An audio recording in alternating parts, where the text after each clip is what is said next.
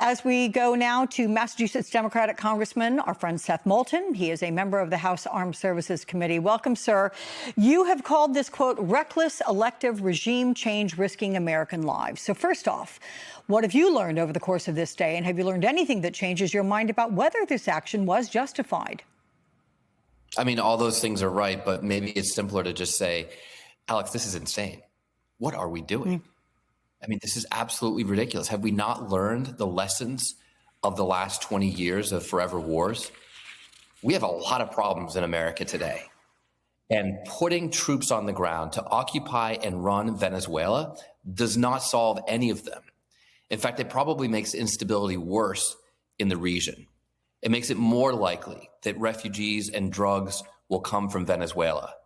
And when the president says that he's going to fix the government and install the rightful leader, well, that doesn't seem to be in the plans now because he's not actually interested in installing the opposition leaders who won the election. So that's not democracy. And you don't get to just invade a country when you don't like the leader and want its oil. Interestingly, White House Chief of Staff Susie Wiles told Vanity Fair last month that attacking targets on Venezuela's mainland would, in fact, require Trump to get congressional approval.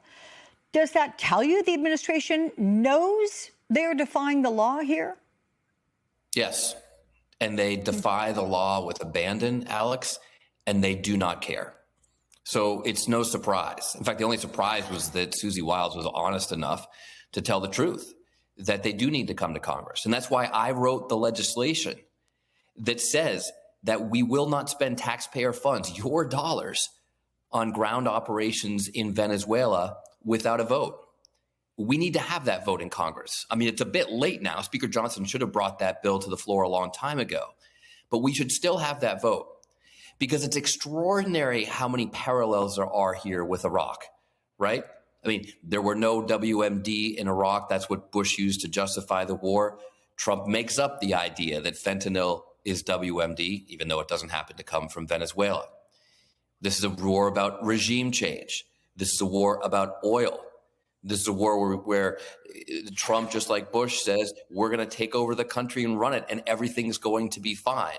This is Iraq 2.0, no matter how you look at it. But at least with Iraq, Congress did actually have a debate and vote on the war. Now, there are a lot of people in Congress, some of them still there today, who took the wrong vote when it came to sending young Americans like myself into harm's way in Iraq. But at least Congress weighed in. Congress has not weighed in at all on this. In fact, the times the administration has come to us, they've just lied about what they intended to do. And last month, sir, the House narrowly rejected a war powers resolution that would have directed the removal of U.S. armed forces from hostilities involving Venezuela, which haven't been authorized by Congress. Is this the very kind of action that resolution sought to prevent?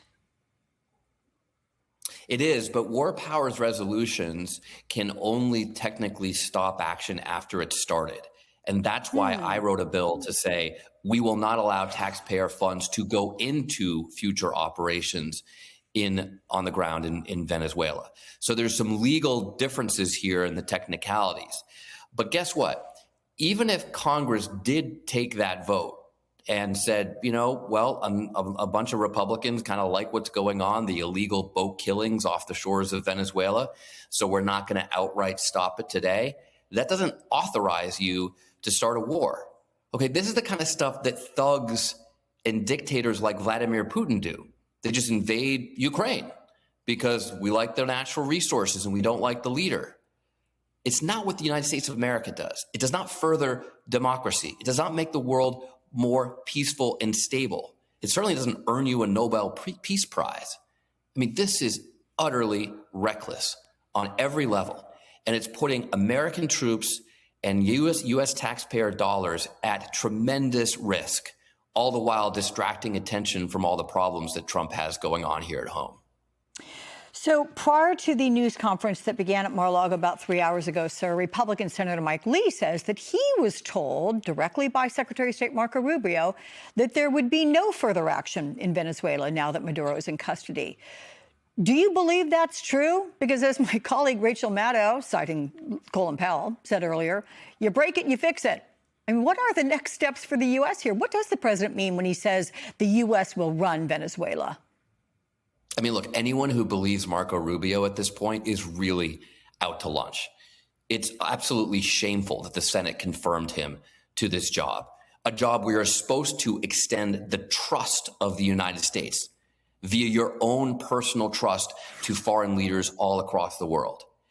Rubio came to Congress and lied to us when he said this is not about regime change, lied to us when he said they're not going to do ground operations in Venezuela, lied to us when he said this was just about killing narco traffickers on the boats, lied to us when he said that that would stop drugs coming into America. I mean, let's not be so naive. You cannot trust Rubio. You cannot trust Trump. And we have no idea what's coming next. They have not been honest about their goals at any point in this operation. So no, of course you cannot trust what they're saying will happen next. Okay. Democratic Congressman Seth Moulton, always grateful to have your voice on the show. Thank you so much, sir.